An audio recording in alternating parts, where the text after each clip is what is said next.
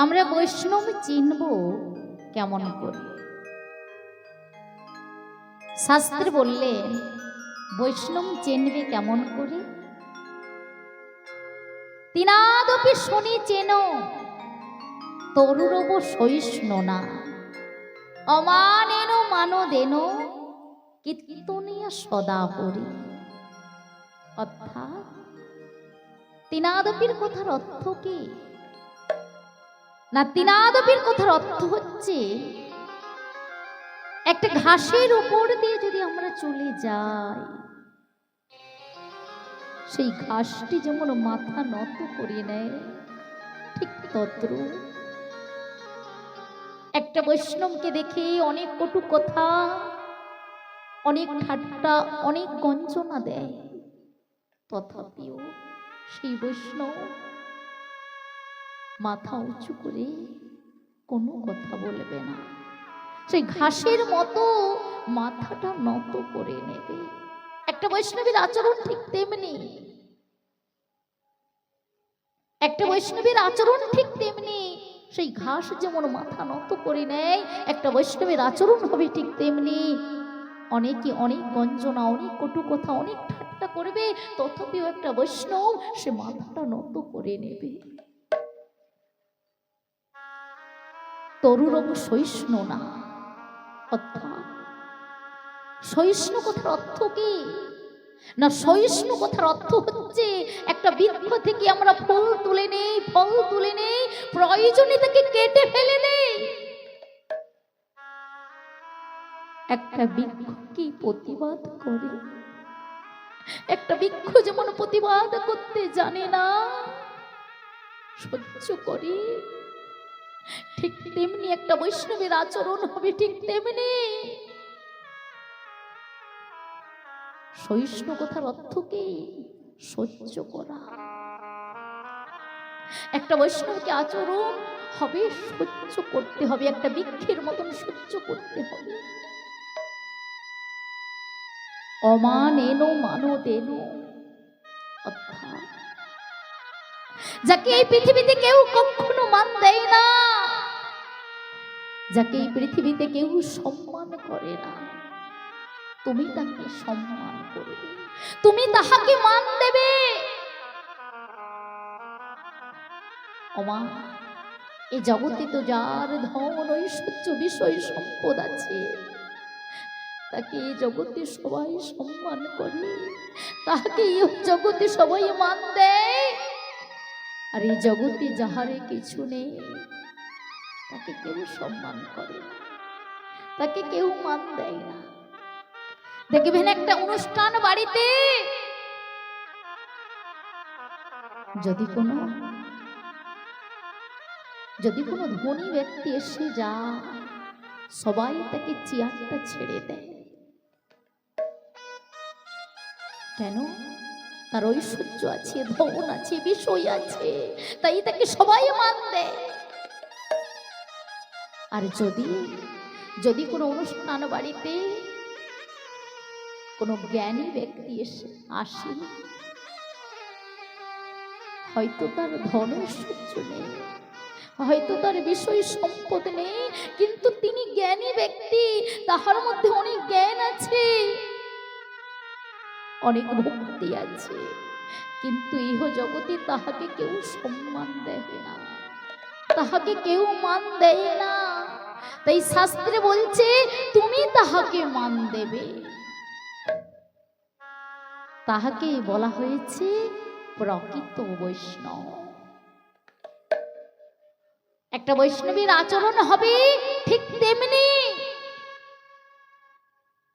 ইহ জগতে যাকে কেউ মান দেয় না, যাকে কেউ সম্মান করে না, তুমি তাহাকে মান দেবে, তুমি তাহাকে সম্মান করবে। কীর্তনিয়া সদা হরি, যার বদন থেকে কৃষ্ণ নামের ধ্বনি উচ্চারিত হবে, তাহাকেই চিনবে প্রকৃত বৈষ্ণব। যার বদন থেকে হরি নাম, কৃষ্ণ নাম উচ্চারিত হবে, তাহাকেই চিনবে প্রকৃত বৈষ্ণব। শাস্ত্রে বললে এই যে এই যে আমরা সেজেছি, তিলক সেবা করেছি, গলায় তুলসীর মালা নিয়েছি বলেই যে আমরা বৈষ্ণব হয়েছি তা নয় মা। তিলক সেবা করলেই আর গলাতে মালা পরে নিলেই বৈষ্ণব হওয়া যায় না। বৈষ্ণবের মধ্যে কটি গুণ থাকা দরকার, কয়েকটি আচরণ থাকা দরকার। ভগবান যে নিজ মুখে বলেছে কি জানো মা, আচরীয় ধর্ম অপরে শেখায়, আরে নিজে না আচরণ করে ধর্ম অপরে শেখানো নাহি যায়। নিজে যদি আচরণটা ঠিক না করতে পারো তাহলে তাহলে তুমি তুমি অন্যকে কি শিক্ষা দেবে? আমার গৌরাঙ্গ মহাপ্রভু নিজেই বলেছে, নিজ বদনে বলেছে, আচরীয় ধর্ম অপরে শেখায়, আর নিজে না আচরণ করে ধর্ম অপরে শেখানো নাহি যায়।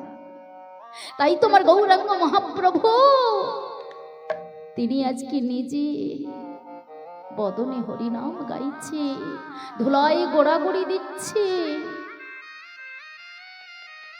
বদনে কৃষ্ণ কৃষ্ণ কৃষ্ণ বলে আজকে পথে পথে বেড়াচ্ছে।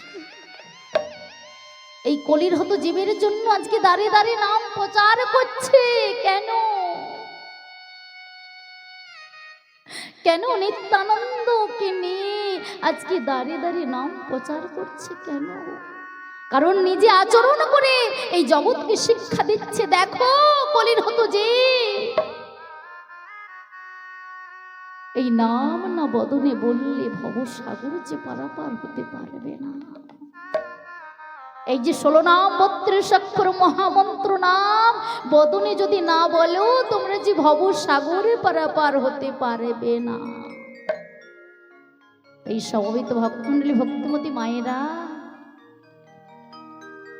আমরা বাড়িতে সর্বদা অনেক কাজে ব্যস্ত থাকি, নাম বলিবার আমরা সময়টুকু পাই না। শত চেষ্টা করলে নাম বলিবার মতন সময়টা আমাদের হাতে থাকে না।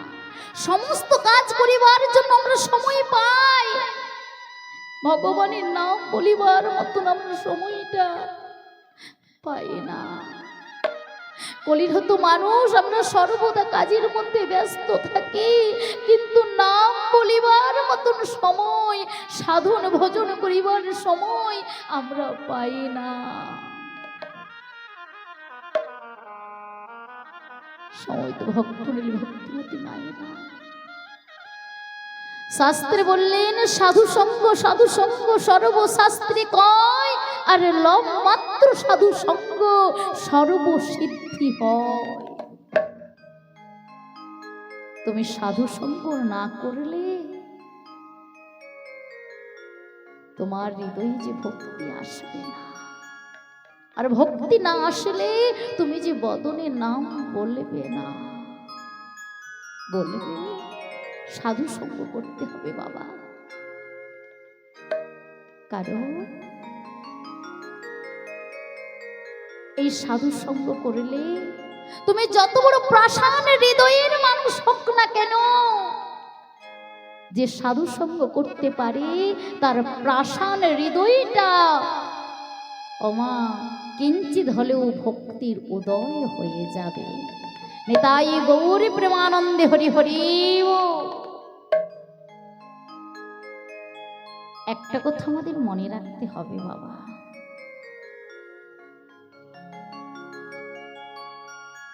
গুরু ছাড়ি গোবিন্দ ভজে সে জীব নরকে মজে। গুরুকে ছেড়ে যদি কেউ হা গোবিন্দ হা কৃষ্ণ বলে ডাকে, কৃষ্ণ কখনো কখনো তাকে সাড়া দেয় না। গুরুচরণ আমাদের আশ্রয় করতে হয়। কেন? গো শব্দের অর্থ হচ্ছে অন্ধকার, আর রু শব্দের অর্থ হচ্ছে আলো। যিনি অন্ধকার থেকে আলোর পথে নিয়ে এসে দেন তিনি হচ্ছে আমাদের কাছে গুরুদেব। কারণ একটা কথা মনে রাখবেন মা, ভগবান কোথায় আছে, কিভাবে আছে, কিভাবে ডাকলে তাকে পাবো কিভাবে ভজন সাধন করলে সেই বৈকুণ্ঠ ধামে পৌঁছে যাব, সেটা কি আমরা জানি? আমরা সাধারণ মানুষ কি আমরা জানি? তাই তো আমাদের সাধুসঙ্গ করতে হয়, তাই তো আমাদের গুরুচরণ আশ্রয় করতে হয়। গুরুকে ছেড়ে কখনো গোবিন্দ ভজন সাধন হয় না বাবা। তাই শাস্ত্রে বললেন, মৃত্যুর আগের দিন পর্যন্ত যদি কোনো ব্যক্তি গুরুচরণ আশ্রয় করতে পারে, তার এই মানব জন্ম সার্থক হয়ে যাবে। এখনো যিনারা গুরুচরণ আশ্রয় করেন না, করজোড়ো করে অনুরোধ করে বলছি, গুরুচরণ আশ্রয় করবে মা। কারণ গুরুকে ছেড়ে গোবিন্দ ভজন সাধন হয় না। আমরা যে ভগবানকে কথা দিয়েছিলাম, হে দয়াময়, হে কৃপাময়, হে করুণাময়, আমরা ভবে গিয়ে তোমার নাম ভজন সাধন করব, সেই কথা কি আমরা রাখতে পেরেছি? আজ সে কথা যে ভুলে গিয়েছি। 84 লক্ষ জনে ভবনে করে এত সুন্দর একটা সাধের মনুষ্য জন্ম পেয়েছি, আর এই জন্ম পেয়ে আমরা বৃথায় হারিয়ে দিচ্ছি, হেলায় হারিয়ে দিচ্ছে এই মনুষ্য জন্ম পেয়ে। যেদিন আমরা মাতৃগর্ভে এসেছিলাম, ভগবানের কাছে একটি কথা প্রার্থনা করেছিলাম,